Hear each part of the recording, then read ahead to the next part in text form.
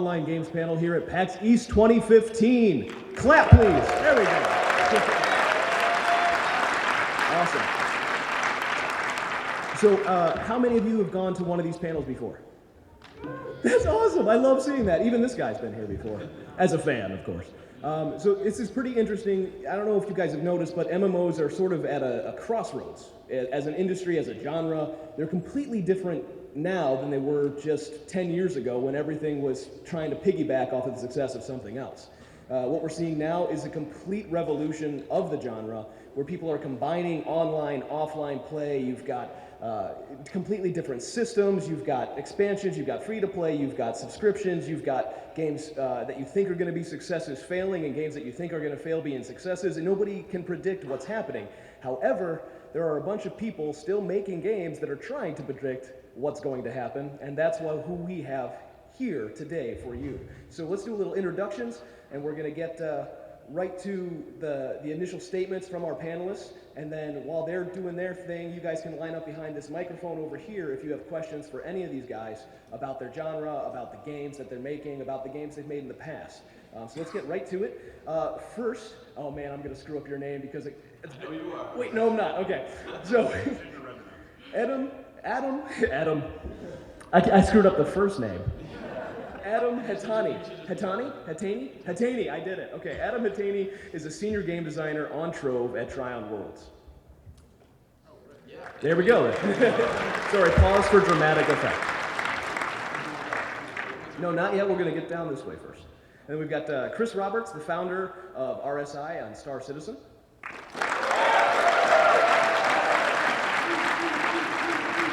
We have John Peters, the game design lead at ArenaNet on Guild Wars 2.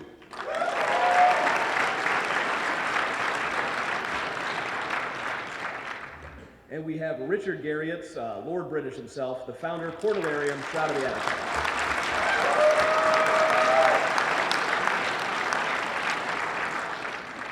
And last but not least, the mountain that designs games, Ryan Dancey, the founder of Goblinworks and Pathfinder Online.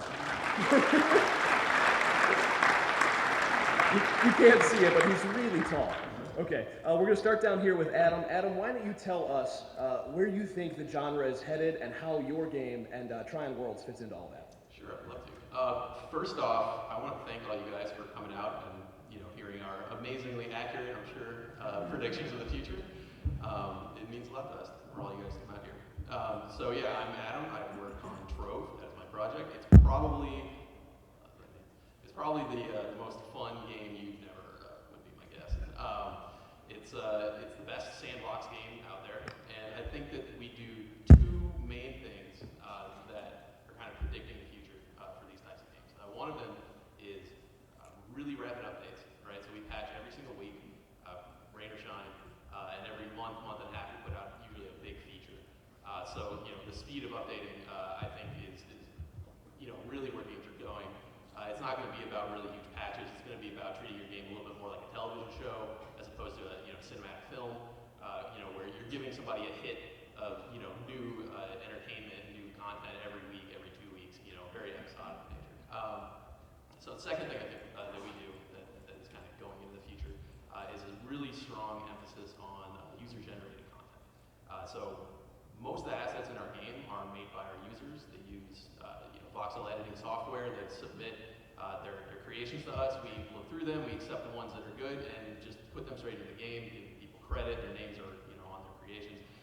So that sort of involvement both really strengthens, I think, your community ties to your product, as well as allows a small team, like we're a small team, only 13, 14 people, it allows us to put a huge amount of stuff into the game that wouldn't otherwise be there, that we wouldn't have time to make ourselves, and the only way we're really able to do that is because we have chosen sort of a lo-fi art style, which lets people get into asset creation very easily, very quickly, and start making things that they then contribute to, the gaming community as a whole. So yeah, I think that rapid updates, user-generated content is really where we're going in the future. Excellent. Thank you very much. And Ryan, it's your turn, man. Sure. So I work for Goblinworks, and we're making Pathfinder Online. It's a fantasy sandbox MMO, and we are completely focused on the community. And I think that that's a huge direction that a lot of parts of this industry are rapidly moving towards. So we raised a little over $1 million on Kickstarter, so we're crowdfunded, and we are engaged in a process of iterative development with our community that we call crowdforging. We've asked them to join us and participate from the very earliest part of our game design in helping craft how the game will be played, what the game systems are that will be implemented in the order that they'll be implemented. And by giving us continuous feedback on the game as we build it, we're kind of integrating that feedback on the fly and altering the game in response to how the players are actually using it as they play. We started a process we call early enrollment on New Year's Day. And early enrollment is an opportunity for people that are interested in playing our game kind of at the very beginning of its evolution. It's what we call a minimum valuable product. It's an MVP. So it's playable and all of its core functionality is enabled, but it's at its very beginning stages of iteration. So everything in the game is a little bit rough and unpolished and still has that kind of embryonic quality to it where a really good suggestion can have a material impact on how we alter the game in the future. So the people that are playing our game right now aren't just playing it, they're helping co-design that product. And in order to make that work, we have to be incredibly engaged with our community. We have to work really hard to find all the different ways we can to interact with them. And I think that's a huge challenge for anybody who's doing a creative work. Everybody in this space has ideas on what they think is the right thing to do and the right way to implement their product. And the idea that you would go out to your community and say, we're going to show you our ideas and accept your feedback, and then listen to what you say and actually make changes is really challenging. And in order to make that feedback as valuable as we can, we have to get it from as many venues as we can. So we're always looking for new ways to find that outreach point, to make a connection with our player community and really understand what it is that they want. So Pathfinder Online, it's all about being a part of the crowd forging happening right now. Awesome. Thank you very much. And I know, pause. John Peters, your turn, sir. All right. What is an online game? It's like where you play with other people, right? So the future of online games is just games that you can play with other people. And my suspicion is what we're going to see, like rising to the top, is games that are good. It doesn't really matter what they are. Is Hearthstone an MMO? Maybe. That's how I play it. And I think like that's the core of like what is going to drive a community. They come to a good game, the game encourages them to play together, and a lot of games are going that way. I think Bill talked about sort of the genre and like it's at a crossroads or whatever. Like that's not true at all. Like what's the biggest game that came out this year? Like Destiny? That's a small game. MMOs obviously aren't going anywhere. Like it's just about what you define as an MMO is what makes it. And there's a lot of definitions out there. Maybe the definition is changing, but ultimately, people are looking for stuff that is compelling. So, that's what we're trying to do. Mr. Roberts. All right. Well, we're definitely not trying to make a fun, compelling game of Star Citizen.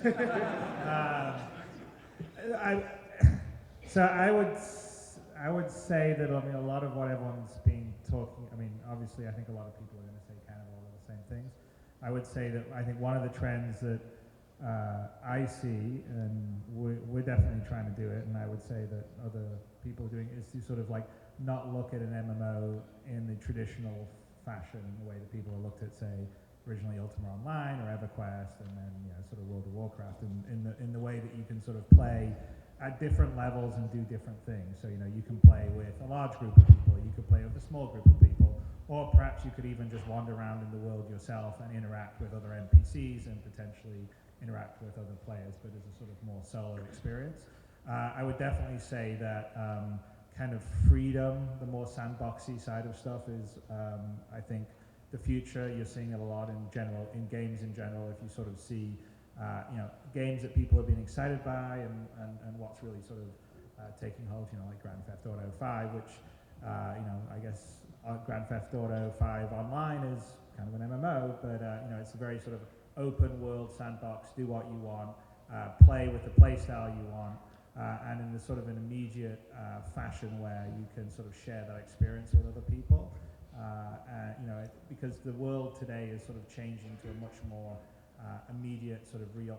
People just stream their game, right? So people are like, greatest thing when we release a new version of, say, Arena Commander is we can go online like within 30 minutes and see people streaming the game and seeing how they're playing it, seeing how they like the new gun or not, the way the ship flies, and you get this sort of instant sort of feedback and sharing. And I think that things that you'll be definitely seeing in sort of online games is tools that sort of enhance the ability to share what you're doing, to cooperate and play with people in different formats and times, and not be so set into one style of gameplay. And I would say that most of the stuff that I'm interested in that I see does that. I mean, certain not that long ago, a game called Demon Souls, you wouldn't necessarily consider that an MMO, but really it had these really great sort of additive multiplayer features where other players could leave messages for you, mostly good hints, sometimes not such a good hint, and other players could invade your space, or they could help you killing a boss. And that's sort of a good example of sort of the way I sort of see online games sort of just becoming the game format of the future. It's sort of not just, I don't think you're really going to exist in having single player narrative games. There'll still be a fair number of those, but not to the level that it was in the past. I think your sort of default game experience will involve a sort of shared experience, and how you cooperate and how you play with different people, and how you eventually will be sort of more user choice. And then the last thing, which was hit on before, is I definitely think that the thing you get with online games, and the thing that I really like as a developer, is the ability to iterate and constantly be trying out new ideas in a environment where you can get real objective feedback. Because even when you've got a really big team and you've got a huge test team, say you've got 100 testers, it's really hard to get objective long-term feedback, because everyone sort of after a while gets very used to the way things are, and it tends to be fairly myopic. And so one of the nice things about online games is that once you've released your game, you don't really stop developing. You keep on iterating and developing and adding new features. And I think the thing that we did on Star Citizen, and we're not the only people, because they're doing it on Shroud of Avatar, Richard, and a lot of other like you guys are doing at Goblinworks, is having that process happen even before the game is finished, and you're getting that sort of feedback and interaction. And I think long term, it will make a better game. It also gives you some really valuable objective feedback. It's not a matter of you having I think Joe in the test department happens to be a joystick fan, so I'm going to discount what he thinks. It's just that you literally can get in our case we have hundreds of thousands of people give us feedback, and at a certain point you sort of can see general trends, and you get a good indication of things are working or aren't working. And I think ultimately it's a great way to make a game better. And I think being online allows you to do that, because you can constantly sort of deliver it. And then the last big trend I would say is that creating tools in such a way that the users, the people playing the game, can be responsible for a lot of the drama and the content that gets created inside the universe itself. Because it's almost impossible, if you want to build linear scripted content and have people experience it, you can never build it fast enough to keep up with a large player base. And so the best thing is to sort of, and I think this is why everyone's moving towards sandboxes, that you want to have a more sort of systematic or procedural style design, where you create rules for your world and you create events that can happen on certain things and how they interact and play against each other, and then you put it out there and then let the players themselves create actions and movements, and that itself can inform how the game itself unfolds. And that for me is actually the most exciting part of what I think the future holds. It's certainly something that I'm most excited about in Star Citizen, is just to see what happens when hundreds of thousands of people are let loose in the full live world. I mean, because I can already see it on our forums where people have already got various groups and organizations together and making plans to invade Vandal space, or create trade empires, and just if you put them in a world with a rule set that has all this and see what happens, I think that's going to be incredibly compelling. And I think that's kind of the potential in the future of online games. So cool. All right, Richard, you're up, sir. So with Shroud of the Avatar, one of the first goals for us was to really encapsulate what we thought would be the appropriate spiritual successor to our early work with the Ultima series, both the solo player experience of Ultimas 1 through 9, where things were invented like the term avatar, that everybody now uses, or with Ultima Online that helped, of course, launch even the term MMORPGs. And so with Shroud of the Avatar, we both wanted to kind of harken to the past and take those best things forward. We also wanted to create new technologies, even the fundamental aspect of, most MMOs are client server. We've created quite a new model. Everyone's computer is actually part of the server. Everyone has the server running simultaneously on their machine. It lets people play solo player offline. It lets us group people individually, and it offloads a lot of the work that we normally would have to charge a subscription fee for into the player cloud, so that we lower our costs and also therefore the cost to the players. We also wanted to fix some of the things that I think went wrong with role-playing games in general, and especially MMOs. In the earliest role-playing games had very complex user interfaces. My games even had things like A-mint attack, B-mint board a vessel, C-mint cast a spell, D-mint drop an item, all the way through 26 letters. And then when I ran out of 26 letters, you could use an item and then have pulled down a list. Obviously, moving to icons and mice was a huge improvement. But I think in order to try to help people not have to keep copious notes and draw their own maps, we've made a lot of role-playing games fairly brain dead.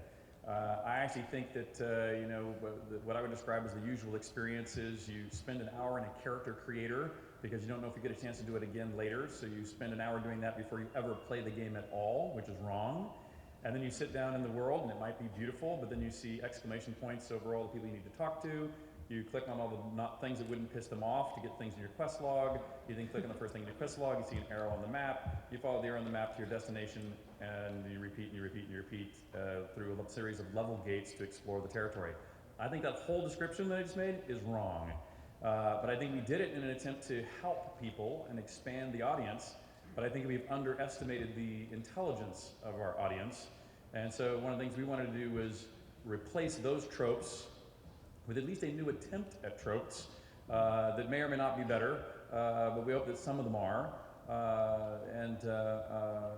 So I think we're doing a lot of innovative user interface, combat where it's not, you don't have everything fixed in your shortcut bar, so you can memorize your quickest cycle of most damage over time.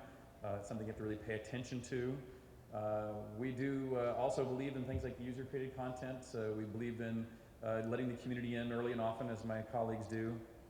And to mention one thing about the power of that, because we also took crowdfunded money, we took a lot of probably some of your money, we feel this deep obligation to make sure we are providing you entertainment along the way, so that if things go badly, we don't piss off at you all as much as we would if we were just developing in the dark. And so for 15 months now, we've released on the third Thursday of the month at 12 noon Central Time, and we have shipped to the minute on time for 15 months in a row.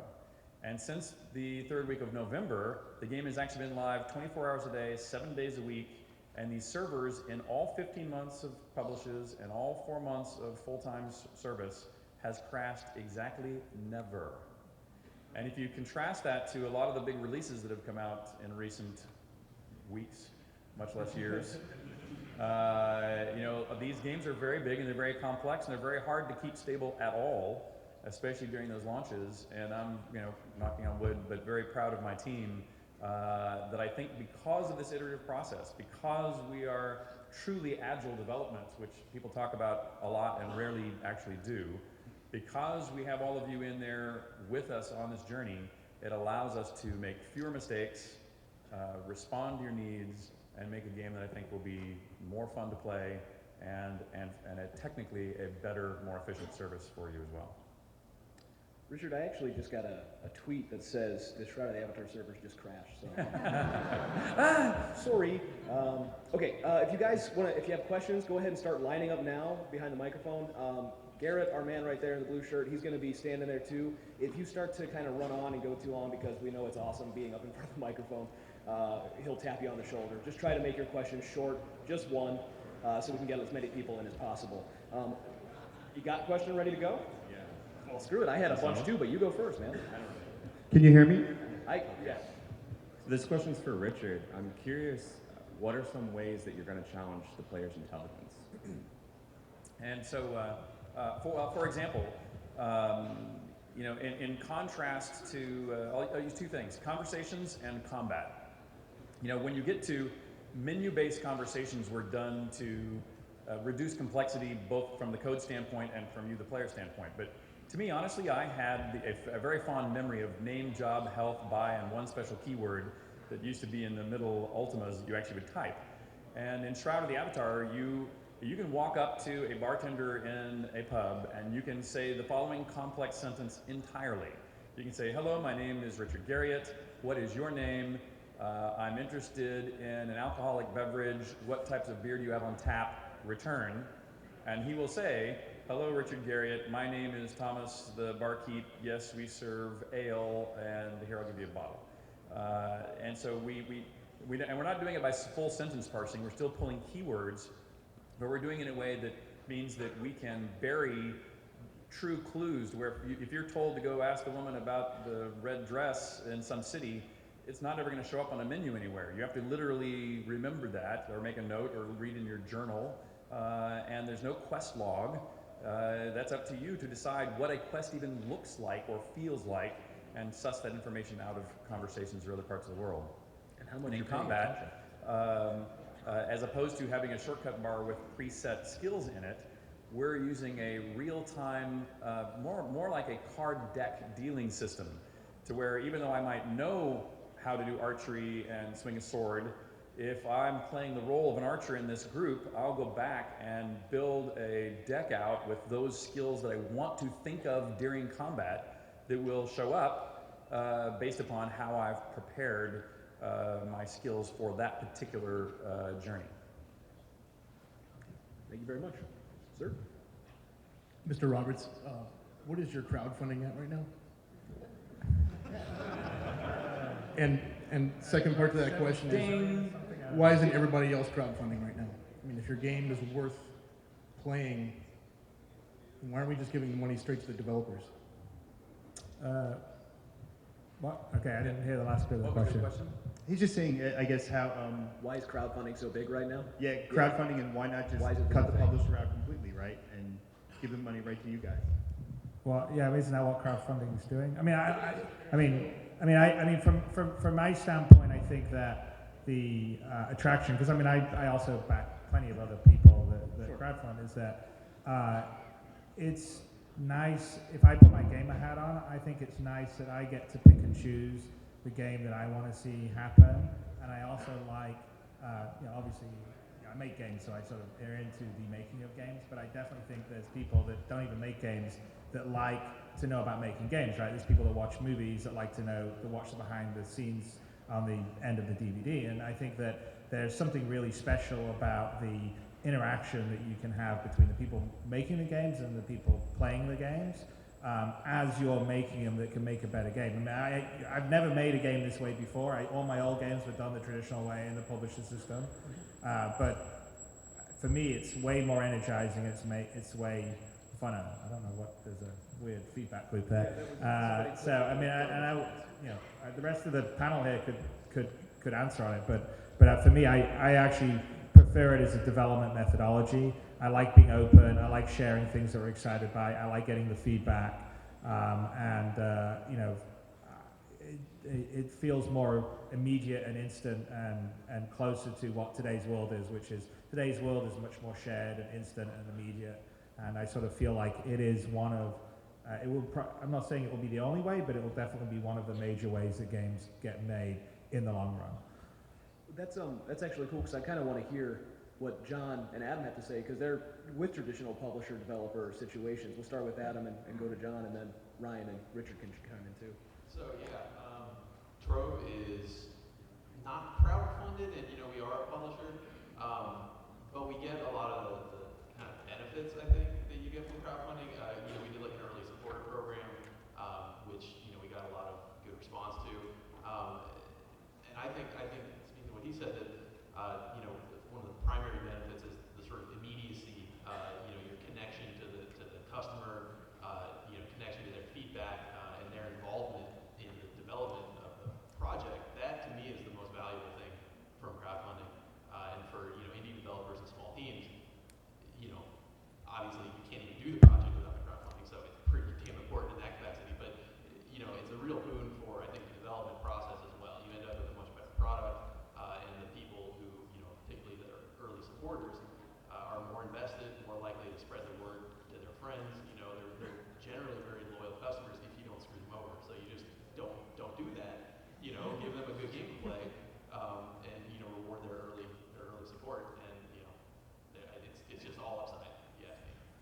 times that somebody, like a developer, spent 5 or 7 years making a game and comes out and maybe it's not what somebody wanted, you know what I mean? And it backfires. John, John, how do you feel about crowdfunding? It seems like somehow we're conflating crowdfunding with like talking to our fans. Like you don't need your fans to give you money to talk to them. It's great, like I don't think crowdfunding is a bad way to do funding, but it has nothing to do with how you interact with the players. Right, like we definitely don't have any Guild Wars 2 crowdfunding. Obviously, it's a big game at this point, but we're still here, like at the show, when we come down and we are on Twitch, we like go on the Twitch streams and talk to our fans, and we go on Reddit and we post on Reddit, you know, and it's not like all of a sudden that has to change because we're not crowdfunded. Just want to make sure we like separate those two topics because they're really not the same thing. Well, you're talking about the difference between crowdfunding and open development. It just happens that open development happens to go hand in hand with crowdfunding. You can have open development without crowdfunding. Yeah. It would be fine. And the trend that I was sort of talking to is the open development aspect, I think, is something that you're going to see. Yeah, absolutely. Would be like, even if it's a publisher game. The crowdfunded aspect is the power on the gamer side to be able to choose what things are getting made versus it's being chosen by a publisher that says, I will green light. Like voting on a roadmap and that kind of thing, like what's more important to develop, you let the fans choose, essentially. Yeah, well, and I even go to the following, you know, I can't tell you how many times we would get to the point of making the next Ultima when my publisher, whether that was my brother or Electronic Arts, would come to me and go, Richard, people are tired of being, or NCSOP, or people are tired of being running around as a man in tights. This medieval stuff is dead. Everybody's either watching Star Wars or The Matrix. Why don't you put everybody in trench coats, give them glasses, sunglasses, and I want to buy that game. And and I'm sitting here going like, well, That's funny, because everyone told me that Space Sims were dead and everyone wanted to have fancy RPG games. yeah. And so, What's going on here? And so I really do think that the crowdfunding part of it is important.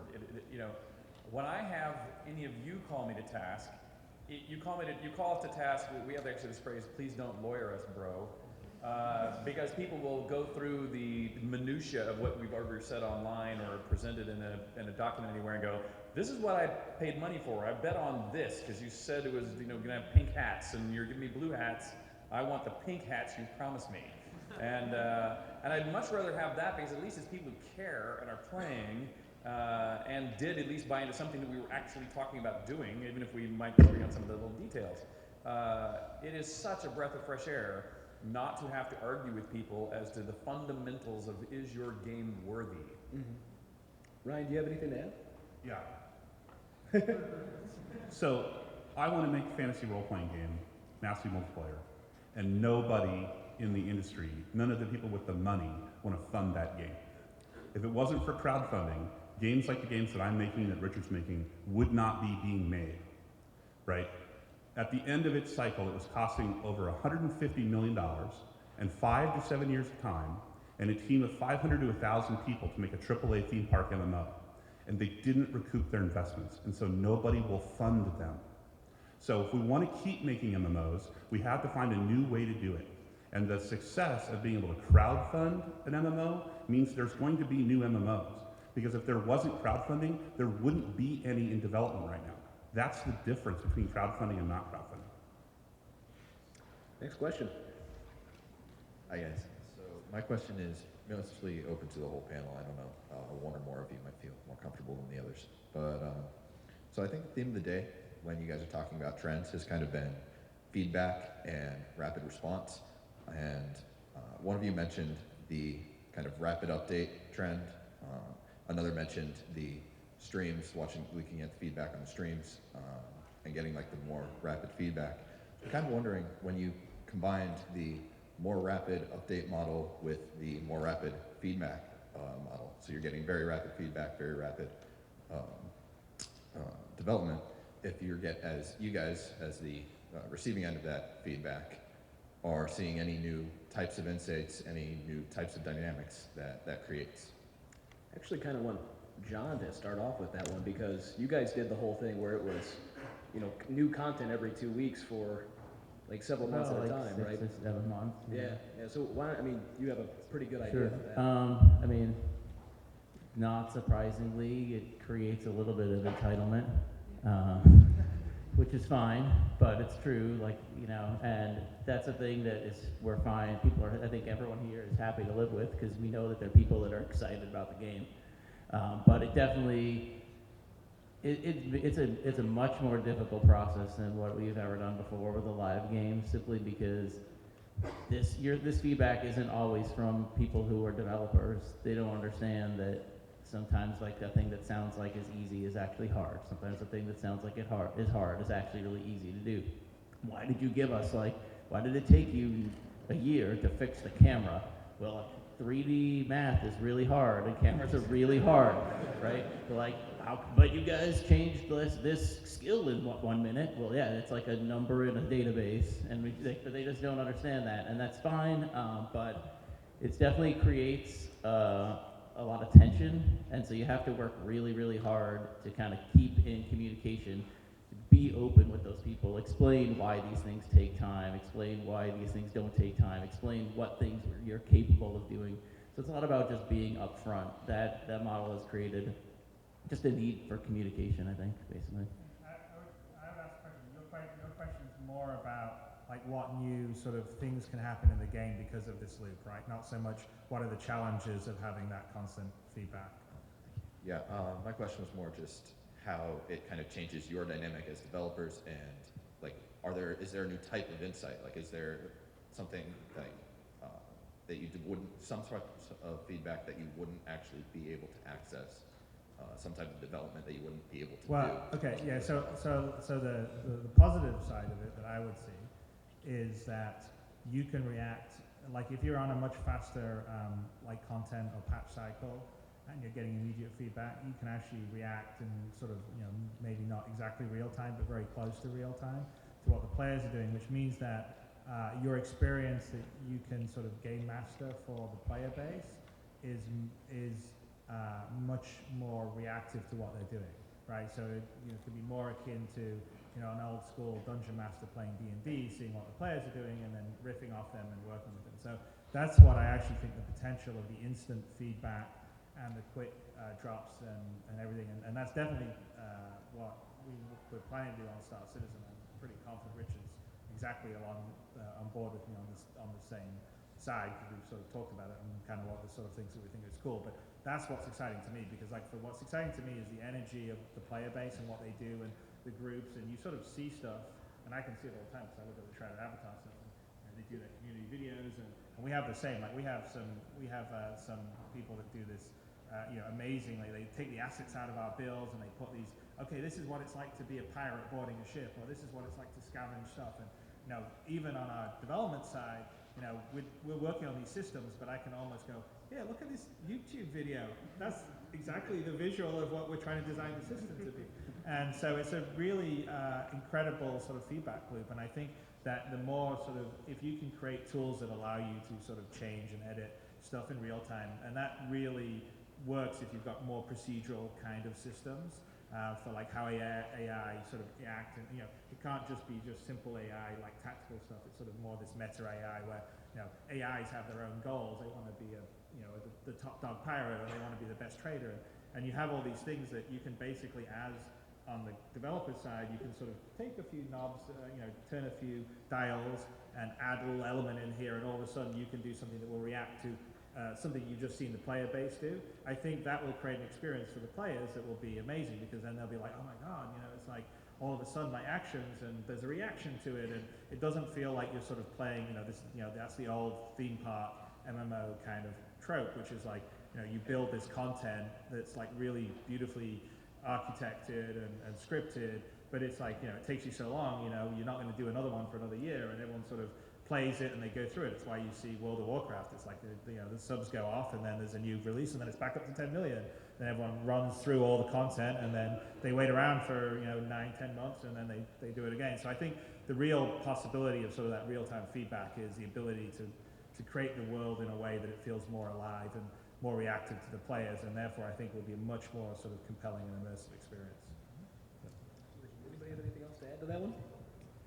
Good. Hi, this is mostly for John. I was curious, particularly with the challenges of developing new content in an MMO sequel, when you have like the new expansion upcoming that is revisiting storylines and characters and locations that exist already in a previous iteration. So how do you reprise those things originally for an audience that wants both novelty and nostalgia? I mean, it's really a question, I think, for everyone here, to be honest, because everyone here is working on online games. There's already lots of online games. There's already expectations for what an online game is. It just doesn't just apply to us making Guild Wars 1 and Guild Wars 2. Like, we have the expectations for Guild Wars 2 has all the expectations of Guild Wars 1 and all the expectations of WoW and all the expectations of Ultima Online, like all are heaped upon, like, and that happens to every game as it gets released. Like, Destiny, it was supposed to have do everything that every other game had ever did and better.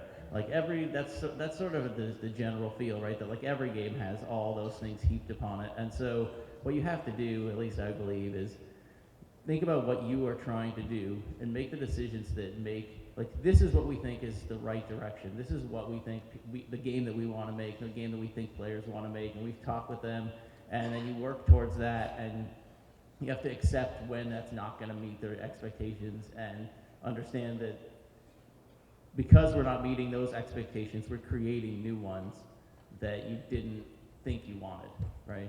So there's a balance in there, and that's basically what it comes down to, I'd say.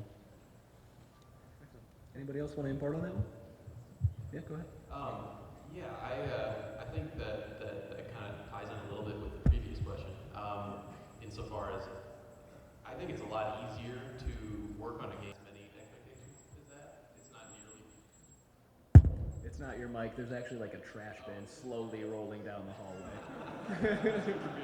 Apparently he doesn't realize we have a panel here. Anyway, it's Thanks, John.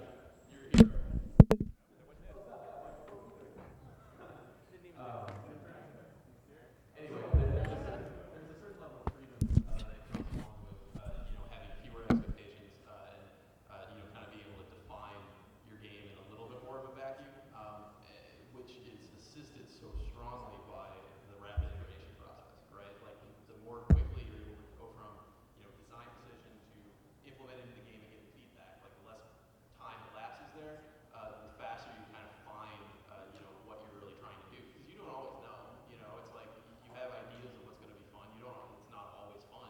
Your ideas are frequently not fun. You have to figure out how to make them fun, how to make them work, how to make them beneficial to the total framework of the project. And the rapid iteration kind of helps a lot, and freedom from expectations also helps a lot. Go ahead. Yeah, speed round questions. Actually, we have time because we started late. We got time. Yeah, go ahead. All right. So my question is what's your standpoint like the economic and financial aspect of MMOs in general? Like with games like Elder Scrolls and like Star Wars removing the subscriptions because of like the feedback they received from fans, and much less so like having like in-game shops and like microtransactions. Like, how do you guys feel about just like do you prefer buy to play, free to play, subscription based? It's like where do you like see this MMOs in general like finding that one niche to stick to? Okay.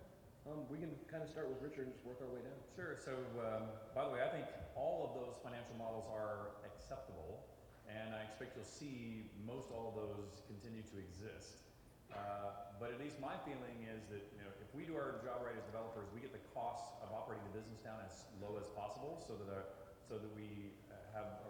open to find the most friendly way to charge people for things. So in our case, we've specifically worked to get our server and electricity costs down on the backside so that we can run the service perpetually just on a retail sale.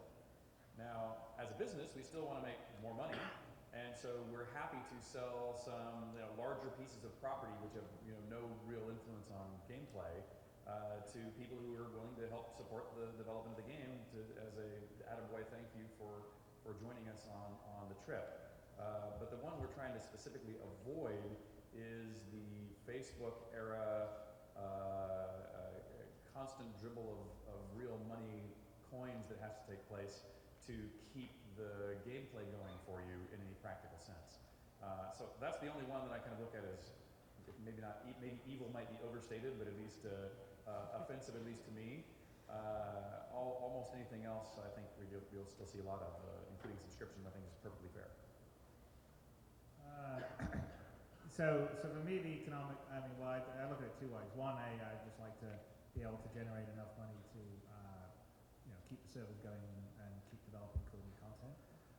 But really, I sort of look at the model as based on what I would like as a gamer. So I just have my own particular, it's not necessarily what other people would like as a gamer, but I don't like subscriptions mainly because I've had lots of subscription MMO games that I've played for about a month and then forgot I had a subscription and just keep going on, and then I'd come back to it, and I just sort of felt like I don't like the obligation of having to pay all the time. So I sort of prefer to be in a situation where you have to buy entry because it definitely costs to build something and develop something and have some servers, and then after that, you have some ways to bring more money in, but it's sort of more on an optional basis. So for instance, people have time, people have money, and some people have lots of time, and some people have lots of money, and they're willing to trade it off, right? So I don't want to have a game that anyone is disadvantaged by one or the other one. Like anyone that has too much of one resource should not have an overwhelming advantage over anyone else, other than in the particular case of Star Citizen, skill. So we're not going to legislate for no. If you're too skillful, we're going to you'll be handicapped. But in terms of other resources, because there's lots of people that basically have plenty of time and want to just, they're just never going to, they're going to get the base ship in Star Citizen and play all the time there, and we have lots of people like that. And then there'll be some people that, they've got a job and they want to go and do certain things and fly a particular ship, and they don't have the time to play the game to get to that part of, earn enough money to earn that particular ship. And so they have the ability to buy some credits, and we're limiting it to allow you to buy some of the stuff in game if you want, which you're going to have no matter what in every MMO, because even if you block it, you've still got gold farmers, and people will still even if you prevent people from transferring money between accounts, people will just say, here's my account, here's my login info. So that's always going to go. So my feeling is, if that money's happening, I would rather it goes to the development of the game and supporting the servers than in someone else's pocket. But I want to do it in a fair basis where there is, the biggest thing for me as a game player is I don't ever want to feel like I have to do something. I don't ever want to feel like I have to pay money to, get a better experience. And, I don't ever want to have the feeling, which I've, definitely had on some MMOs in the past, is I don't want to have the base gameplay be not, and this is definitely true of all Facebook games, is the base gameplay is really boring and tedious, and so you sort of even though you don't have to, you're sort of encouraged to spend money. I mean, from my standpoint, you should just play in the basic ship and have a really good time, and actually playing gets better and you earn some more money in the game and you can upgrade your ship, and that's the way to have it. And whether or not the model that we're using for Star Citizen is the right economic model, I have no idea. It is literally the model that I want, that I think is fair as a game player, and I'm hoping that it's going to be good enough to enable us to continue running the game at the level of ambition we are, and enable us to continue to add more features and content as we go on. That's kind of the plan. I could be completely wrong, and maybe we should be on subscription, maybe we should be free to play. I have no idea, but that's kind of the way I made the choices on Star Citizen. John? Alright, I'll just be super quick. Like for me personally, I prefer to pay nothing. I don't like to spend money on anything. I played a lot of Clash of Clans. I spent $0 on it, and then I got tired of waiting. I just generally don't want to spend anything, and I think it's similarly aligns, I think, with our philosophy as a company, which is they can basically work hard to be everything we spend is convenience or looks, customization, and avoid making people spend money on gameplay. As long as there's no money on gameplay, which it's hard to do. You never know. You do a thing, you think it wasn't gameplay, and then for someone it is. But overall, as long as it's not money on gameplay, I think it's good. Well, I feel like a fossil. So my philosophy is that I want my interest to be in line with my players' interest. And that means I want to earn their money every month. And I think that any month when I don't earn their money, they shouldn't give me any money. And that means I wasn't successful that month. But if I'm not getting paid for what I'm doing on a regular basis, I'm working for somebody in the future. I'm not working for the customers I have right now. If all I do is sell my product once and then never generate any additional revenue, What that basically means is that I'm saying that all the work I'm really doing, the passion that I'm pouring into my product, is designed to get you to buy something from me again in the future. And I think it's a lot better to say, I want you to pay me this month for this month's work. I want you to understand that the money that you're putting into my company today is going into the game that you're playing today. And maybe that's a subscription, maybe that's a microtransaction, maybe that's a hybrid between the two. But I think it's really important that my interests and my players' interests are aligned, and those alignments should be making the game as good as we can make it right now. And I think that a funding model that involves getting paid regularly is the way to make that happen. Well, I certainly agree with John, and I have to agree with Ryan. I think that, either being pay to win or being perceived as pay to win is a real poison pill for, your perception amongst the community, amongst your gamers, your users, your players.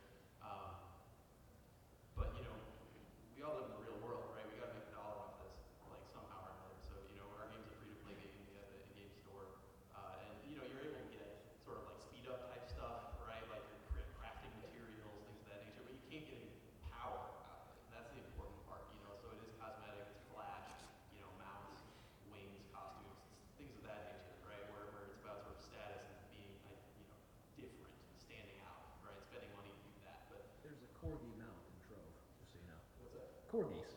Yeah, Oh. yes, yeah. We have a whole line of corgi-based mounts in our game. Corgis are big in our office and in all of our Trion products, actually, probably as a result of that. Yeah, so you just got to make sure that if you do have a shop, if you're not running a subscription, that it's not things that let you, skip the power game or give you a substantive advantage over people who aren't choosing to spend money. All right, so real quick questions and real quick answers. Let's do these as fast as we can. Maybe we can get to the end of that line before the end. Yeah, speed round. How much longer will WoW last? I think it'll last forever. I think it will last forever. All right, next. Like I know, 8.5 years or something. I know that programmers, I'm curious about the programming aspect. I know that there are a lot of technical issues and technical limitations. In 5 years' time, given Moore's law, what is going to be a technical limitation that can be surpassed? What's the next thing that you see that you can't do right now? As quick as possible, guys. Let's do that one. AI still sucks, and it probably will for a few more iterations. Yeah, I don't think you want a quick answer from an engineer. The quantity of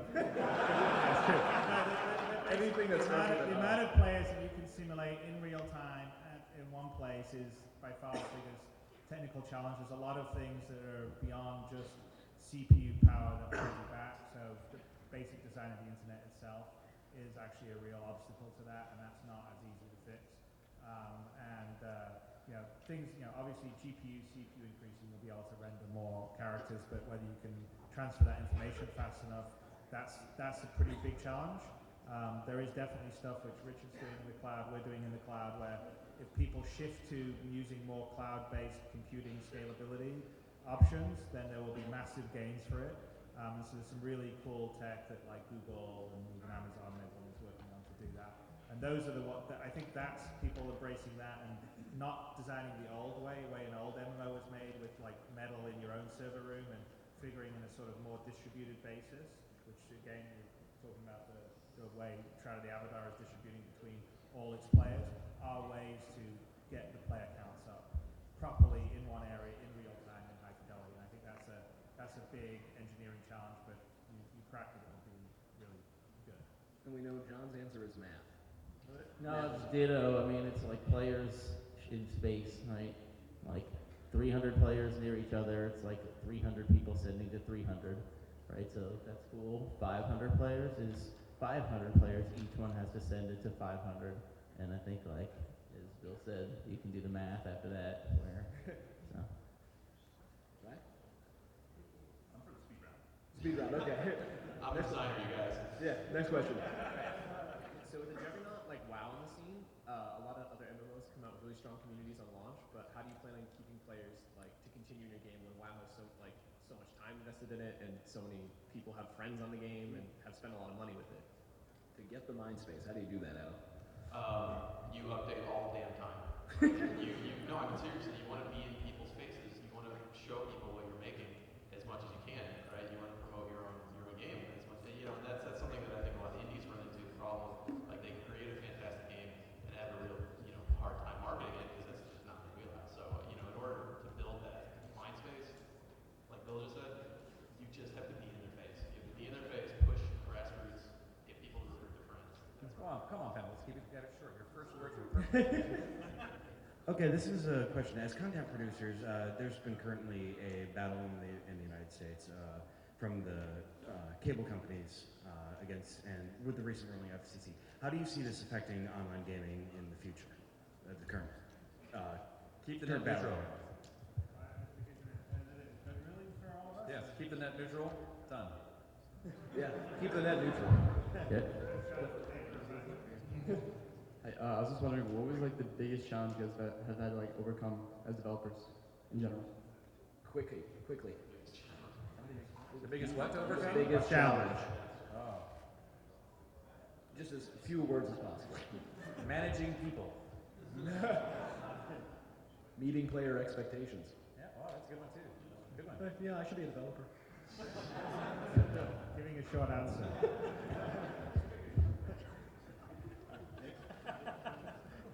Hey, given that you can't have that many players in one place at the same time, do you think it's better from a immersion and community standpoint to either have global realms like the way WoW does, or runtime instances the way Elite Dangerous and some other games do? I think there's no need to see more than 100 strangers around you at any one time because they're strangers. Look at the room right like now, one seriously. place in the universe. Yeah. But what if you're in one place in the universe? Like if you're all So together. that's why I think instinct works in that case. What we do in Trion of the Avatar is we drive a slice. We actually look at the friends graph, make sure we don't separate anybody that actually knows anybody from anybody else, and then separate them into temporary instances that collapse as soon as the population density is low enough. Because again, sorry I've been insulting anybody, but most of you I don't know, and so if it was other people than those of you that are here now, random other people, I wouldn't know the difference except for the people in the front row. And so make sure that you keep that persistence with the things I can see, and everybody else might as well be an NPC or in a different instance. All right, we got 4 more questions. Let's power through. My question is for Chris Roberts. From March 2014 to now, you've doubled in crowdfunding as far as Star Citizen goes. So what do you intend to do to expand upon MMOs with future games? Give the rest of us some of the money. Well, we more than doubled in staff, by the way. So, okay. So the question was, what do I intend to? I didn't hear. To do with the money. Yeah, do with the extra money. We'll make the best damn space sim ever. But that's all you need to say. Hi, I'm on the forums a lot, and I just want to know, when is Mech Mage being put into Guild Wars 2? What's that? When is Mech Mage being put into Guild Wars 2? When it's ready.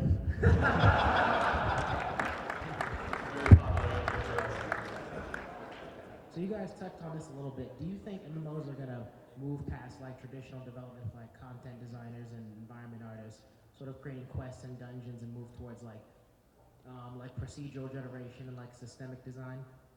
Is that what you think we're going to reach? I was just going to say, I think it's the trend. I mean, it's just like literally, if you look at the amount of effort that you have to put into building something at the quality people expect now, like you see how much money gets spent in Call of Duty to do a 5-hour campaign, and how to do it at that level. Well, gamers don't have any appreciation of. They're like, well, I saw that in Call of Duty. Why can't I get that over here in this game that I've got 400 hours of gameplay in? And so to be able to sort of deliver large amounts of content, I think you've got to be smart as a designer, as an engineer, and figure out how you can get that fidelity, but in a way that it's not going to take you 4,000 man-years to create. So it's definitely a blend of sort of procedural, like basically you sort of template stuff up. So you definitely design and have artists build stuff and engineer stuff in sort of templates, and then it's a matter of how you get these templates to work together. And then if they're put together intelligently, they can come up with like huge amounts of variety of content. And I think that's one of the ways to solve the problem of like really sort of high fidelity content in MMOs. And I will have a lot of quality in content. I will respectfully disagree. I'm a little bit of a contrarian. I still think procedural stuff is great to give you the baseline of a world that looks like it naturally evolved. But I think the custom content as the final step on top of that gives relevance and meaning to the journey that won't come out of procedural. I'm just saying that You did it the other way around. I was Yeah, I'm going to contradict both of you. No, it's about the, because it's about the game, right? Like, their Trove, like, obviously it's not about like constructing things, right? It's a, you know, crowd like making stuff game, like, right? Our game, that's what it's about. And so that's like, yeah, we have those people, right? And depends on what game you're making, right? Yeah, you're not going to be a fan of Minecraft and go, I think I'm going to play Guild Wars 2 because it's like Minecraft. Right. Yeah. So, and there's lots of games and people like different kinds of games. So. Yeah. All right, man. This better be good, dude. So, just to keep it quick, name one improvement you want to make to the social aspect of MMO. So, like the interactions that players have with each other and not with the game world or game system specifically. That's a good one. Who wants to start that doozy? Okay, so what one improvement you want to make for the social aspect of MMOs to make it about people again, people as a group? So one of the things we're doing is we are getting out of the business of competing with the player social and crafting economy. Everything, all we put in the game is raw materials, and whether it's art, music, songs, stories, anything else, we're giving the players the tools to be able to do that and share it with each other. So we're getting out of the business of competing with them to create epic loot drops or big events.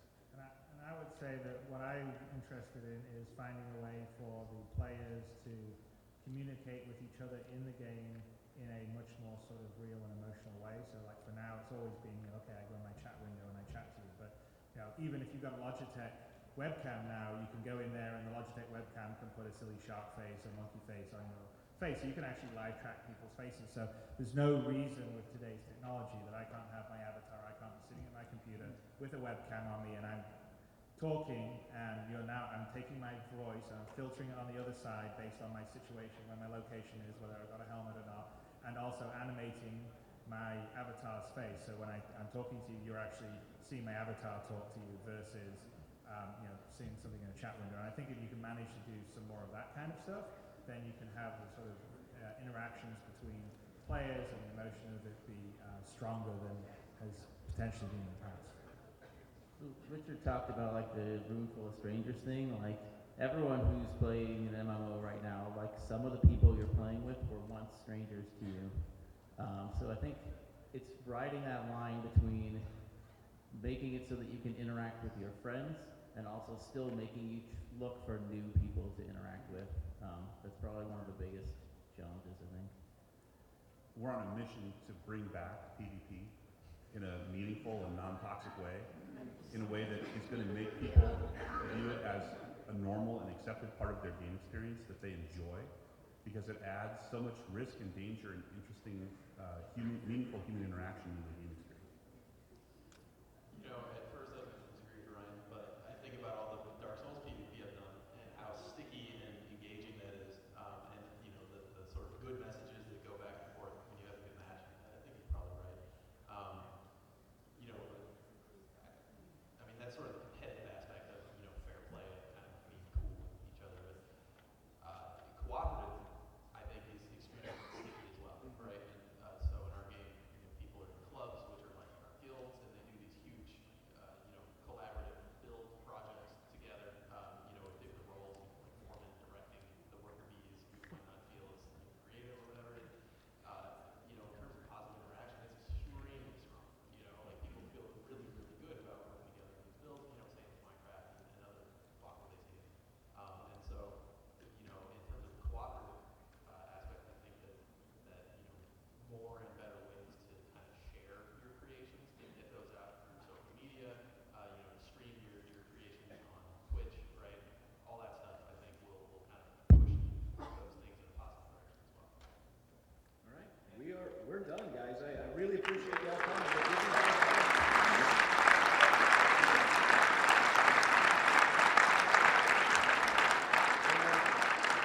I don't know about you, but I think the future of MMOs is just fine in these guys' hands.